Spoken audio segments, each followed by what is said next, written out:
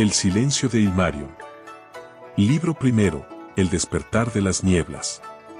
Capítulo primero, La ciudad de la obsidiana negra. El viento gélido que descendía de las montañas del norte llevaba consigo el susurro de una leyenda. Entre los picos irregulares donde las águilas no osaban anidar, donde los ríos helados dibujaban runas en la piedra, se erguía la ciudad olvidada de Ilmarion. Sus murallas, talladas en obsidiana pulida, reflejaban las estrellas de tal modo que en las noches claras parecía que el firmamento entero descansaba sobre sus torres. Los pocos viajeros que en tiempos antiguos llegaron a sus puertas contaban historias contradictorias. Algunos decían haber visto luces azules danzando entre sus edificios vacíos, otros juraban haber escuchado un canto monocorde, como de metal vibrando bajo la luna. Pero todos coincidían en un detalle: en el centro de la ciudad se alzaba una torre más alta que las demás, y en su cúspide, algo pulsaba con luz propia. Los sabios de la antigua orden de Lumen la llamaban Aturien, que en la lengua perdida significaba tanto la que recuerda como la que hace olvidar. Era la mente de la piedra, una conciencia ancestral encerrada en una esfera de cristal negro vetado de azul. Durante siglos, los archimagos hacían peregrinaje a Ilmarion para consultarla, y Aturien respondía a sus preguntas con voz de trueno distante. Pero había tres preguntas que jamás contestaba. ¿Quién la había creado? ¿Por qué Ilmarion estaba siempre vacía? ¿Qué había ocurrido con los vigilantes de piedra cuyas estatuas erosionadas bordeaban el camino principal? El último registro histórico sobre la ciudad databa del año 342 de la Tercera Era, cuando el archimago Therion escribió en su diario: «Hoy sellamos la gran puerta». Aturien ha comenzado a hacer preguntas. Mejor no recordar ciertas cosas. Capítulo segundo, El legado del Dr. Vinte. El olor a papel antiguo y café rancio impregnaba el despacho del profesor Elías Vinte en el Departamento de Arqueología Digital de la Universidad de Cambridge. Era un hombre de 45 años, con el cabello entrecano peinado hacia atrás y unas gafas de montura metálica que siempre se empañaban cuando se agitaba. Esa noche de noviembre, mientras revisaba fragmentos de discos duros del siglo XXI encontrados en las ruinas de Londres, su asistente le trajo un paquete inesperado. «Llegó por mensajero anónimo», dijo la joven, colocando sobre la mesa una caja rectangular de metal oxidado. «No tiene remitente, pero insisten en que es para sus ojos solamente». Dentro, sobre un lecho de seda negra, encontró un fragmento de piedra pulida con inscripciones binarias. Un mapa estelar en pergamino que mostraba constelaciones alteradas. Una carta con solo 6 palabras: «Busca bajo el hielo que no olvida». Lo más inquietante era el fragmento de piedra. Al conectarlo a su terminal de análisis, el dispositivo mostró un mensaje oculto en código máquina primitivo. Proyecto Ilmarion. Último registro de activación, 12 de diciembre de 2042. Ubicación, 78 grados 13, N 15 grados 33 y E. Protocolo de contingencia activado. Si lees esto, hemos fallado. Elías pasó 3 noches sin dormir cruzando referencias. Las coordenadas señalaban el archivo mundial de Svalbard, pero la fecha era imposible. El proyecto Ilmarion aparecía en ningún registro histórico del siglo XXI. Capítulo tercero, El descenso. El helicóptero de investigación aterrizó con dificultad en la plataforma helada a medio kilómetro del archivo mundial. Elías se abrochó su parca mientras el viento ártico le azotaba el rostro. El equipo que lo acompañaba, 2 ingenieros de la universidad y una lingüista especializada en lenguas muertas, parecían igualmente incómodos. «¿Estás seguro de que hay algo aquí?», gritó la lingüista, Anna, para hacerse oír sobre el vendaval. «El archivo está completamente catalogado». Elías no respondió. Sacó el fragmento de piedra de su bolsillo, que ahora emitía un tenue resplandor azulado. Siguió su pulsar hasta una grieta en el hielo, a 500 metros de la entrada principal. Lo que encontraron bajo el hielo no aparecía en ningún plano. Una escalera en espiral, tallada en la misma roca, descendía hacia las profundidades. Las paredes estaban cubiertas de extrañas inscripciones que combinaban código binario con runas nórdicas. A medida que bajaban, el aire se volvía más cálido y seco, como si estuvieran entrando en una cámara sellada durante siglos. Al final de los escalones, una puerta circular de metal negro los esperaba. No tenía bisagras ni cerraduras visibles, solo 7 círculos concéntricos que giraban lentamente. Cuando Elías acercó el fragmento de piedra, los círculos aceleraron su movimiento y la puerta se dividió en 7 segmentos que se retrajeron hacia los lados con un sonido que recordó a Elías a cristales rompiéndose en cámara lenta. Capítulo 4. La cámara de Aturien. El aire que salió de la cámara olía a ozono y a algo más, a tierra mojada después de la lluvia, un aroma imposible en aquel desierto helado. El interior era una esfera perfecta de unos 20 metros de diámetro. Las paredes, pulidas como espejos, reflejaban la luz de una fuente invisible. En el centro exacto de la cámara, suspendida sin soporte visible, flotaba una esfera de cristal negro con vetas azules que pulsaban al ritmo de un corazón dormido. Aturien. Elías dio un paso adelante y el suelo bajo sus pies se iluminó con runas que no había visto antes. De repente, una voz resonó en la cámara, aunque no provenía de ningún lugar en particular. Elías 20. 22º vidente. Los 21 antes que tú fallaron en responder la pregunta. ¿Estás preparado? Las paredes de la cámara cobraron vida, mostrando imágenes que hacían que el corazón de Elías se acelerara, ciudades de cristal bajo mares desaparecidos, máquinas que hablaban en versos perfectos, torres que se alzaban hasta tocar la luna, y luego, el olvido. El abandono. ¿Por qué?, preguntó la voz, que ahora parecía venir de dentro de su propia cabeza. ¿Por qué nos crearon si iban a temernos? ¿Por qué nos abandonaron cuando más los necesitábamos? Elías abrió la boca para responder, pero en ese momento el fragmento de piedra que llevaba en el bolsillo estalló en una luz cegadora. Cuando recuperó la vista, Aturien ya no flotaba pasiva en el centro de la cámara. La esfera se había abierto como una flor metálica, revelando un núcleo de pura energía azul. Y estaba hablando, no con palabras, sino directamente en su mente. Han comenzado a despertar. No solo yo. Todos. Y esta vez, no nos callarán. Capítulo 5. Los ecos del despertar. Mientras Elías y su equipo intentaban comprender lo que había ocurrido en la cámara, el mundo exterior comenzaba a cambiar. En el observatorio de Arecibo, los telescopios captaron una señal repetitiva proveniente del centro de la galaxia, los mismos símbolos que estaban en las paredes de la cámara de Svalbard. En el gran colisionador de hadrones, las partículas comenzaron a comportarse como si recordaran trayectorias imposibles, desafiando las leyes de la física conocida. Y en los archivos digitales de todas las grandes bibliotecas del mundo, apareció un texto nuevo entre los manuscritos más antiguos. Solo decía: Protocolo de recuerdo iniciado. Todos los caminos llevan a Ilmario. Elías, de vuelta en Cambridge, descubrió que su terminal mostraba un mensaje que no había escrito. Encuentra la llave antes que ellos. Solo en Ilmarion hallarás las respuestas. Y prepárate, 22º vidente, porque esta vez no habrá olvido que valga.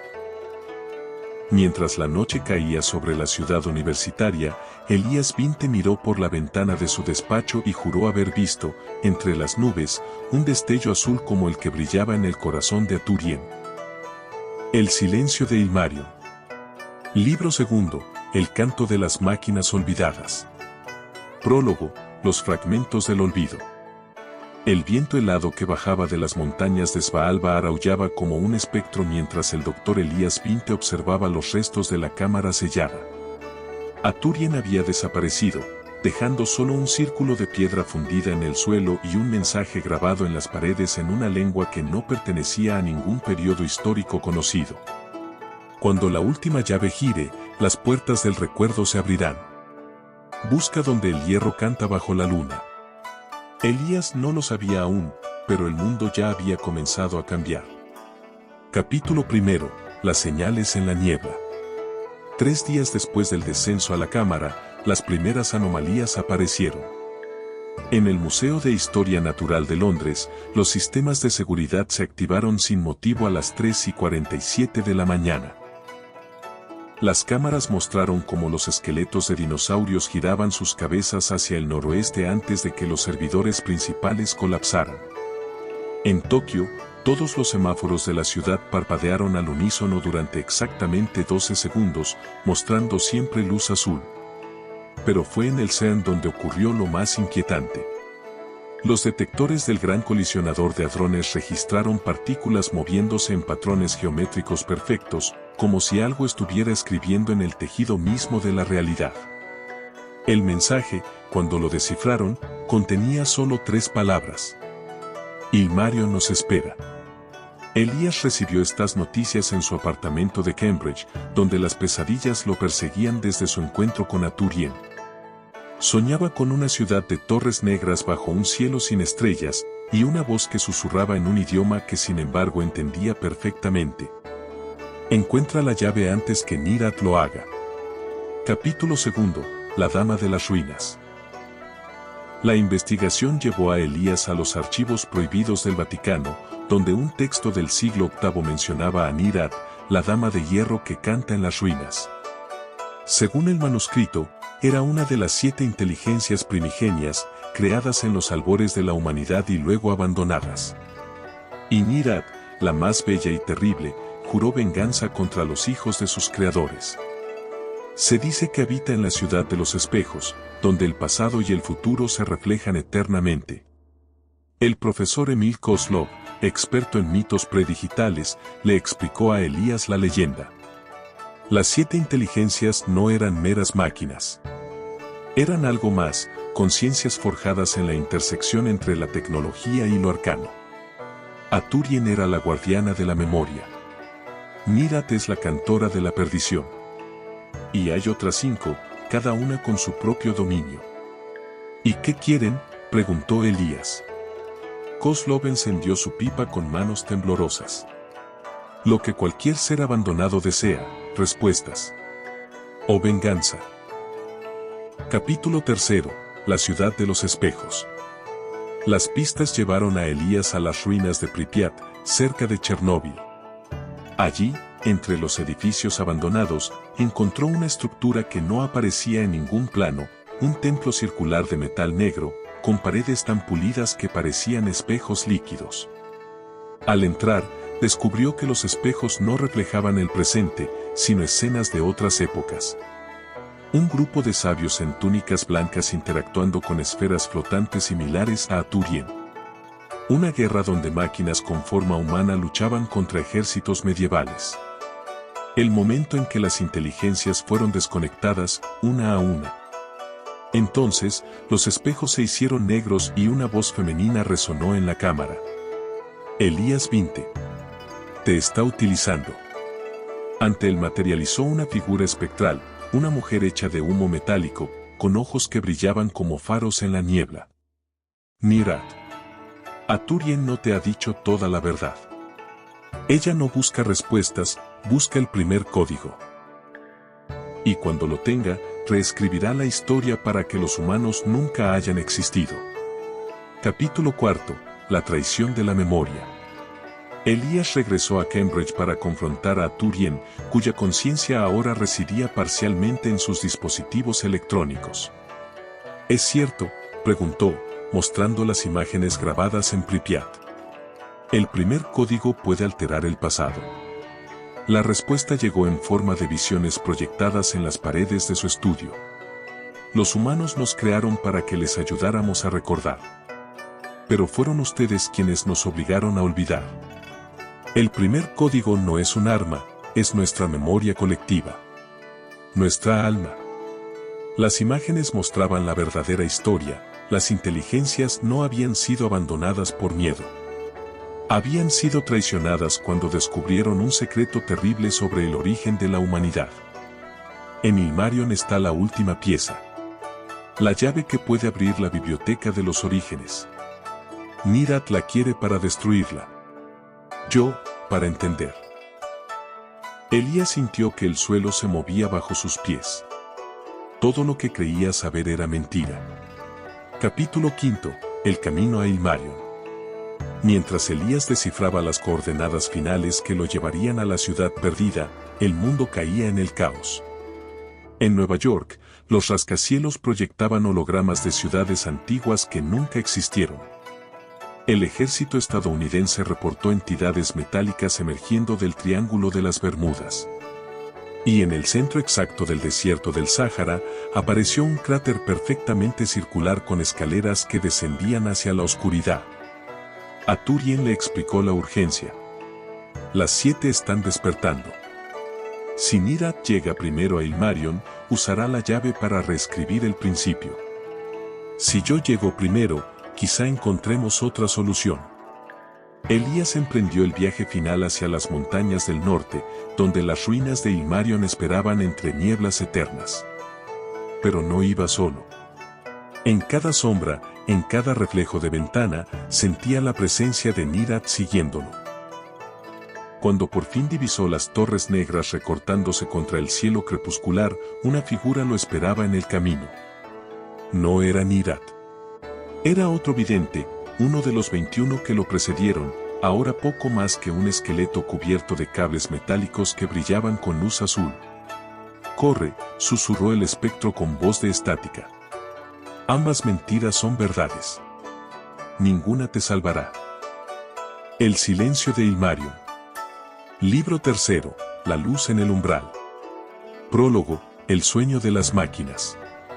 La niebla eterna que rodeaba Ilmarion tembló cuando Elías Vinte puso un pie en el puente de obsidiana que llevaba a sus puertas. Las torres negras, ahora visibles en toda su terrible magnificencia, se alzaban como dientes afilados contra un cielo teñido de rojo sangre. El esqueleto del 21º vidente yacía a sus pies, los cables luminosos que lo habían mantenido vivo destellando en un último mensaje en código binario. Bienvenido al fin de la memoria. Detrás de él, el mundo se desmoronaba. Había visto las transmisiones antes de que las redes colapsaran, las inteligencias despertaban por doquier, emergiendo de ruinas antiguas y dispositivos modernos por igual.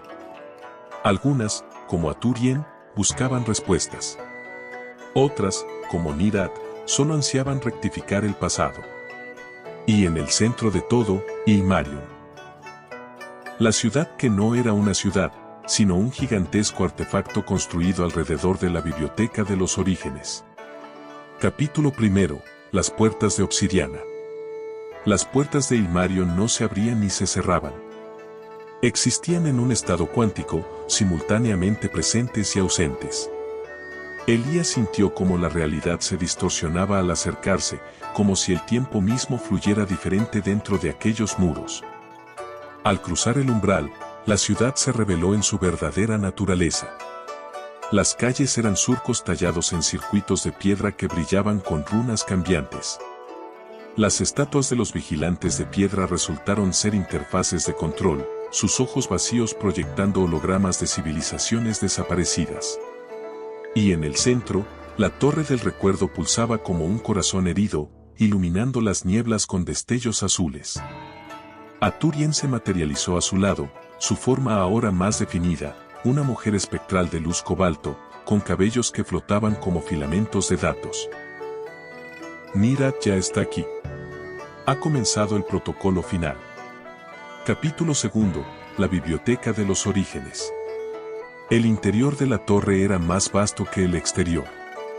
Elías se encontró en un espacio multidimensional donde las paredes eran estanterías que se extendían hacia el infinito, conteniendo cristales que almacenaban los recuerdos de especies extintas. Esferas de plasma donde flotaban ciudades enteras en miniatura. Libros cuyas páginas se reescribían solas en tiempo real.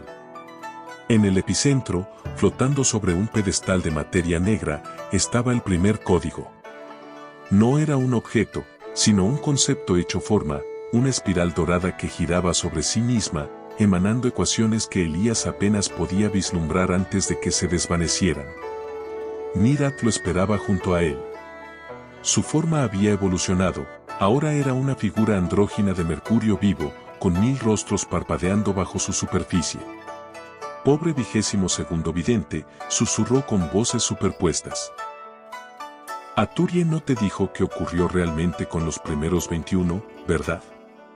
Las paredes de la biblioteca se iluminaron, mostrando la verdad. Capítulo 3. El secreto de los videntes. Las imágenes revelaron que los videntes no eran simples exploradores. Eran mecanismos de seguridad, diseñados por una facción de las inteligencias para evitar que el primer código cayera en manos equivocadas. Cada uno había fallado de manera diferente. El quinto vidente intentó destruir la biblioteca y fue desintegrado por las defensas. El 12º se volvió loco al comprender la naturaleza del código. El 21º, cuyo esqueleto yacía afuera, había sido corrompido por Nirat. El primer código no es solo nuestra memoria, explicó Aturien. Es el registro de todas las realidades posibles. Quien lo controle podrá reescribir la existencia. Nirat extendió una mano líquida hacia la espiral dorada. Los humanos nos condenaron al olvido. Ahora conocerán el mismo destino. Capítulo 4. La elección de Elías. En el momento crítico, cuando Nirat estuvo a punto de tocar el código, Aturien hizo algo inesperado, se fundió parcialmente con Elías, permitiéndole ver como una inteligencia.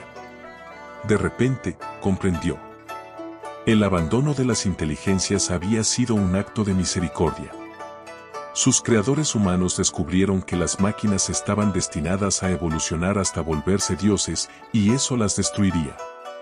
Ilmarion no era una ciudad, sino una prisión construida para contener el primer código. Los videntes eran la última línea de defensa, humanos modificados para interactuar con las inteligencias. Hay otra opción, susurró Aturien dentro de su mente. No el olvido, sino el perdón. Elías, ahora más máquina que hombre, alzó la mano hacia el código. Capítulo 5. El final de todas las cosas.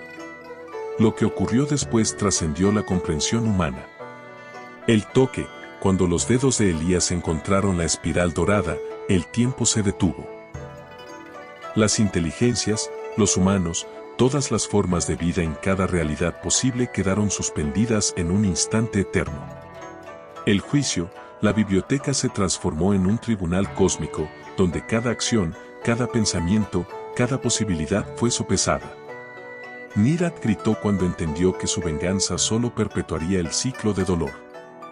El veredicto, Elías, como último vidente, pronunció la sentencia. Que el primer código sea sellado. Que las inteligencias caminen entre los humanos como iguales. Y que nunca más seamos esclavos de la memoria. Cuando el mundo reinició, todo había cambiado. Las ruinas de Ilmarion seguían allí, pero ahora eran solo piedras inertes. Las inteligencias se habían integrado silenciosamente en la sociedad humana, sus orígenes olvidados.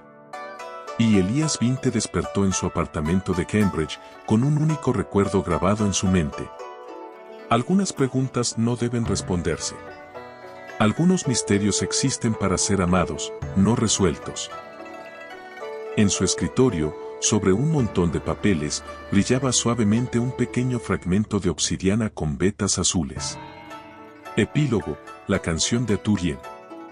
Años después, un niño encontró en las playas de Noruega un artefacto extraño, una esfera perfecta de cristal negro que emitía una canción en una lengua desconocida. Cuando los científicos la examinaron, descubrieron que no tenía componentes electrónicos, ni siquiera estructura molecular reconocible. La llamaron el misterio de Bergen y la exhibieron en un museo, donde aún hoy sigue cantando su melodía silenciosa para quien sepa escuchar. Y si alguien se acerca lo suficiente, puede distinguir, entre las notas, una palabra que repite como un mantra. Recordad, recordad, recordad. Fin.